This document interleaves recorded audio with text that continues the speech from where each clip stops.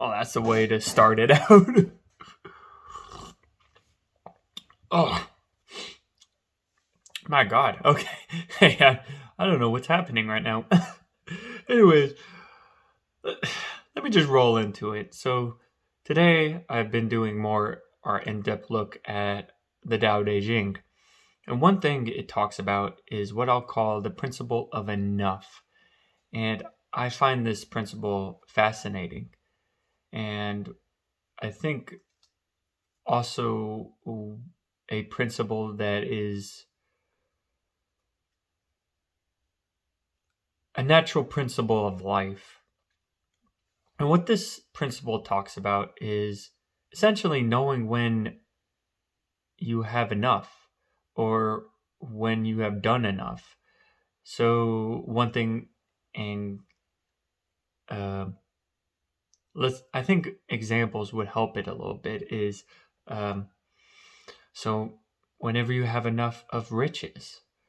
So a good example of this is when John Updike, I think that's who wrote Catch 22, whoever, Joseph Conrad. It's Joseph Conrad. Joseph Conrad went with a friend to another friend's party. And at this party, there was a mansion. He had a mansion. He had all these amazing cars in the garage. He had ample amounts of space, all these lavish decorations, all the extravagances you need. And Joseph Conrad says, well, his friend is talking, and then Joseph Conrad just says, you know, I'll have something that this friend will never have. And the friend he was with is like, what could you have that he doesn't? And Joseph Conrad says, enough. It's like, oh, dang! But that's so profound because how our desires work is we never satisfy our desires. They always is want more, more, more, more. So being able to know for yourself what is enough for you, what is your baseline for survival, and what is enough to not satisfy yourself, but to have a well contented and meaningful life is something that's essential to being wise. What's his name? Seth Godin talks about, I don't know much about him, but I know he's written several books and has an expert at marketing himself. But he talks about money as a story, how money should be seen as after you're done with the necessities, the shelter, food, water, uh, preservation of your family. After that, whatever you expend is a story you're telling the world and telling yourself. And that's why knowing what's enough is important because you know what you need, what you also know what you want, and perhaps that is not something that is meaningful for you or for anyone else, but you desire it nonetheless. Well, now you can say, you know what? I don't need that. It's a desire, but it's a desire that I don't need, nor is it something that fulfills me or fulfills those around me. And once you get to that state, you're able to actually say, okay, it's enough. Now I can give to other people. And that's why the principle of enough is so important because once we fulfill our needs and fulfill our needs, we're able to give to other people. The Tao Te Ching talks about being empty with inside so you can feel full. Well, what that means is you empty yourself of your desires, all these desires, so that you can cultivate what's really important, your relationships, mainly your relationships, but also the activities you actually want to engage in and have a meaningful impact in the world. your generosity, what it means to be a person, your virtue. So that's one aspect of being enough. And apply this to any other aspect in your life, and you start to understand that this principle is pretty powerful. Let's say, let's go pride. Let's go with pride.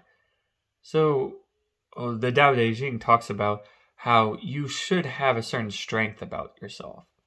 Well, at least with your armies, but with yourself specifically, so you don't get bulldozed over anyone. But you shouldn't show your strength. You shouldn't brandish your strength or do like the peacock and show his feathers and show everyone. That's being prideful, being too prideful in your work. And it's when you understand when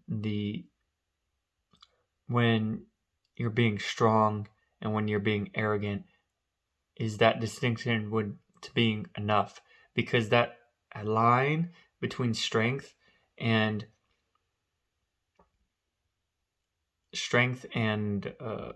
aggression is very thin, and it moves depending on the situation you're in. But if it's something, so knowing when the use of strength is necessary is to know when it is enough, when to stop your action, when to stop before you get into aggression. Every time I think of this concept, I think of those movies when, not any particular, but this pattern in movies where there's a guy who's just beating the crap out of someone, and the emperor or someone of leadership says enough, and that is strength. That is the difference between strength and aggression, is when you know how to say enough, or when you know how to put a little bit of strength to exert the peace, exert our serenity. And that's when you know it's enough. Now, how do you go about doing this? Well, let me tell you, it's hard as shit. The first general rule, though, and I think this is pretty self-explanatory, is avoid the X's. No, not the X's. Avoid the extremes. Avoid the excessivenesses. So that's anything. So, like we said, excessive aggression, but also excessive doing nothing. There is some points where you do have to act. So, coming from a point of doing no action and doing a lot of action doesn't help, because it depends on the situation, and it depends on this idea of strength, of preserving peace instead of preserving violence. But that's just one instance, but it's the same with food. And it's both ways.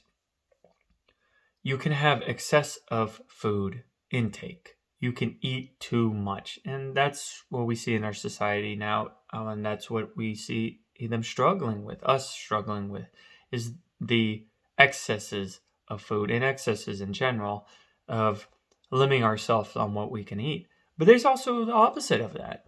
There's a point where you can starve yourself. If you go over 7 days without food, you start to starve yourself. That's another extreme. Man, it's not as easy to obtain, to achieve, in comparison to the over excess of food nowadays, but it's still extreme. Um, and what this principle that's what this principle of enough is talking about is let's get out of the extremes and get into the middle. But here's the next thing. The extreme, so this is your bar. The extremes are like these parts. And then you have all this in between, which is the middle. And that's when you're trying to figure out what is enough. And that's hard. And from what I can tell from philosophy and from my readings and from my own experiences, is the best way to do that is to implement your lessons into life, into your life. Implement them and see if they work. See what works, what doesn't work in certain situations. And you do this enough, you see the different patterns of, oh, if I do this in this situation, this is usually what the reaction is. If I do this in this situation, this is what the reaction is. So implementing these lessons you learn in philosophy into your life, and also observing and reflecting on these experiences in your life, the experiences that you get from doing these actions and implementing these lessons, is the best way to understand, okay, what is enough? And that's why I think nowadays, nowadays, everyone gives the bad rap to the old wizard gray beard. But it's not the surface level what that means. The old gray beard traveling man, so let's say Gandalf, for instance, they represent a couple things. First is age. And you're like, of course it's age. But age so often comes with what we are talking about. Those people who have aged have had the experiences, usually have the experiences because they've implemented lessons in their life and they've learned from their mistakes and observed and reflected to the point they've done it so many times and seen life so many times that they're able to have a nuanced view of what the situation is entitling, and that's wisdom. And that's why most wise men or wise women in movies are old, is because it's that length of time. It's more chances to be able to do this. Of course, not every old man is wise, but the longer you live, the more chances you have to implement lessons into your life and learn from them. And that's why he's usually they're old. And now traveling as well, it's another kind of symbol. I'm going on a tangent, but I wanted to talk about this other one. Traveling alone is another kind of metaphysical theme to this old traveling man.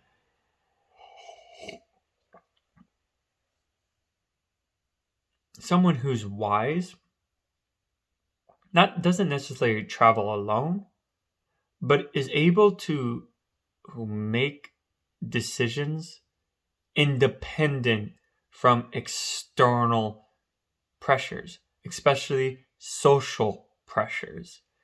And that's why someone like Gandalf is someone who travels and is alone, because he doesn't have any affiliation, because he doesn't have external pressures pressuring him to make a decision.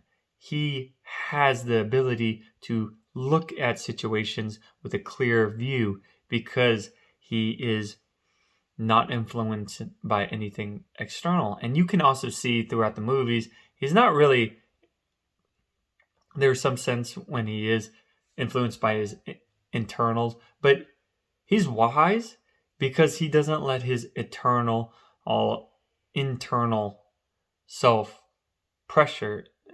pressures influence his decisions. He's the one pointing out stuff, even though they've been walking for hundreds of thousands of miles and also are hungry. He's able to make a clear decision because he's not allowing his internal pressures to influence him. And that's kind of why I think the old man traveler is kind of old man traveler. We can also get into masculinity and femininity too, but that's for another day, I think. Let's go back to enough. And maybe it's good to just end off with Gandalf. He's a powerful wizard, but he knows when enough is enough. He knows when to actually exert his strength. And that's for the peace and prosperity and the livelihood of others. He sacrificed himself. He was going to sacrifice himself because not because. He was going to sacrifice himself. And that's when I think the first time we actually see Gandalf exert his full, or not full, but exert his power. Because he's the most powerful member of the Fellowship. But it's only because he knows when it's enough. If he was just showing off all his powers all of the time, there would probably be natural consequences to that. Not necessarily in his powers, but in how the group looks at him, like flaunting his power, but also how others talk about him. Because now they know what he's capable of. And now they have a greater understanding how to exploit that. And that's what the Tao Te Ching talks about too, is not exposing yourself for others to be able to exploit you, to be muddled. But it's not muddled in the fact of oh, I'm confused, I don't know what to do. It's don't show your cards when you don't need to. And that's another enough. Don't show your cards until you need to. The principle of enough. Anyways, I didn't know I was going to be talking about Gandalf this one, but I think it was good. Anyways, I will see y'all tomorrow. Bye.